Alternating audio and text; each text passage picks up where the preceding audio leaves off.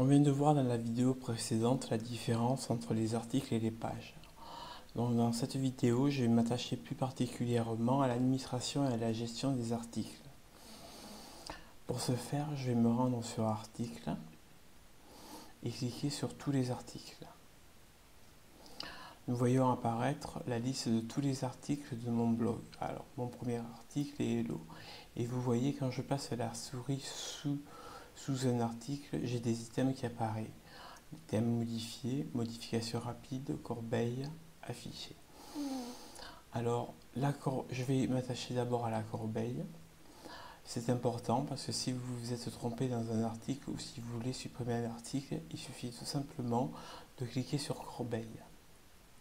L'article n'est pas supprimé définitivement, il est simplement mis à la corbeille. On le voit apparaître. Mais si je vais sur mon blog, nous voyons que l'article a disparu du flux du blog. Alors, j'ai la possibilité de le supprimer définitivement ou de le rétablir. Si je le rétablis et que j'actualise ma page, on voit que mon premier article réapparaît. Donc, c'est une fonction puissante à votre disposition. Afficher, c'est pour afficher l'article. Il n'y a rien de particulier à dire. Modification rapide, c'est pour modifier l'article, mais c'est un peu brouillon et un peu complexe. Donc je vous conseille d'utiliser plutôt l'icône modifier, où on tombe sur le nom de l'article, le titre de l'article et sur le corps du texte.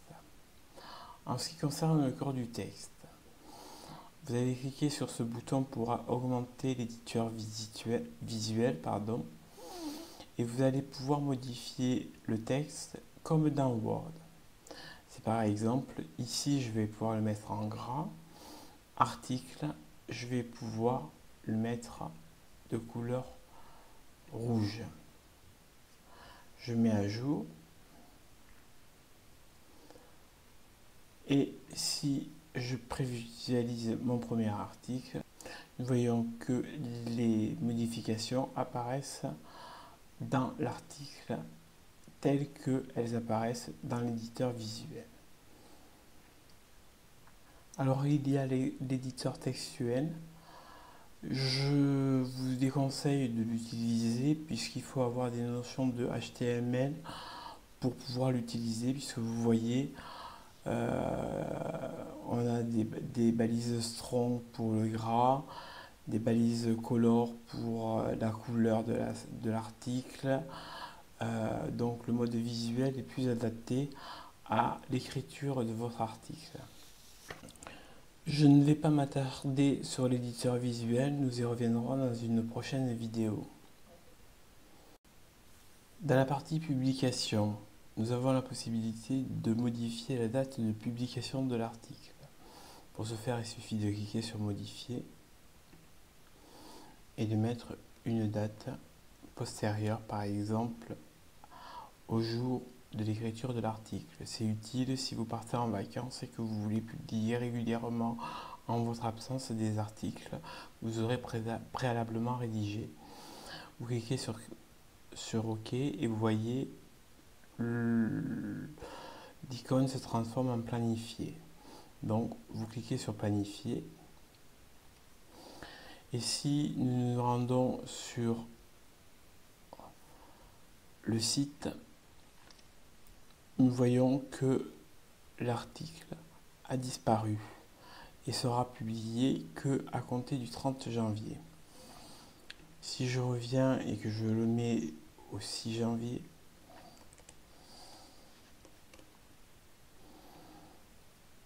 je publie, je remets à jour, vous voyez l'article réapparaît. Ensuite, vous avez les révisions. Alors, les révisions, c'est dans l'hypothèse où vous faites une erreur dans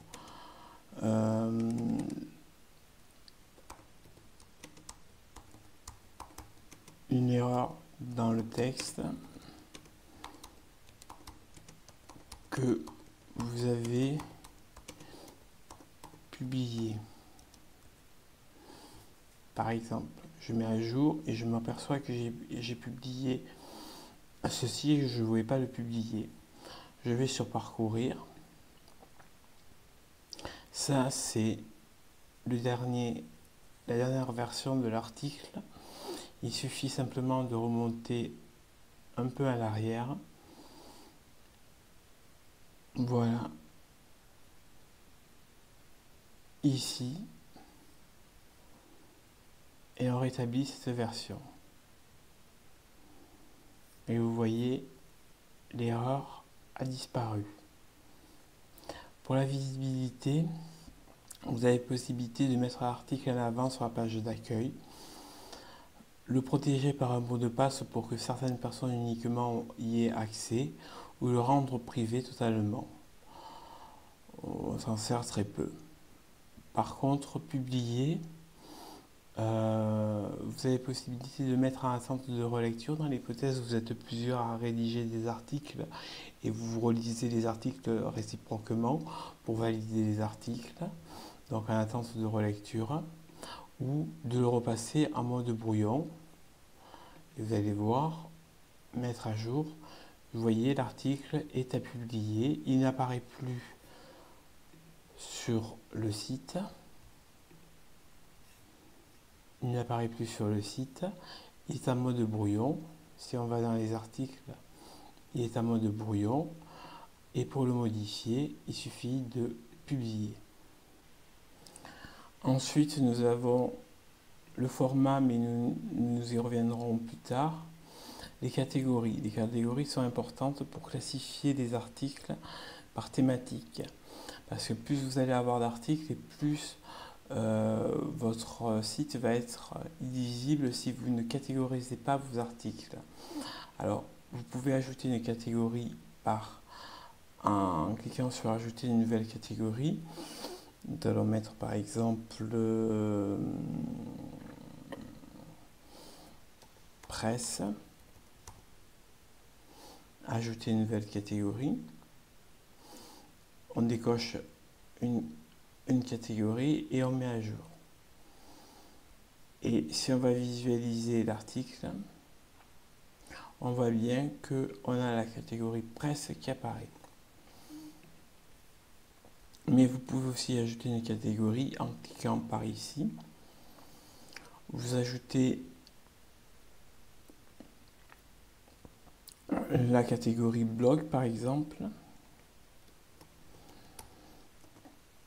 L'identifiant, c'est pas la peine de le rentrer et vous ajoutez une nouvelle catégorie.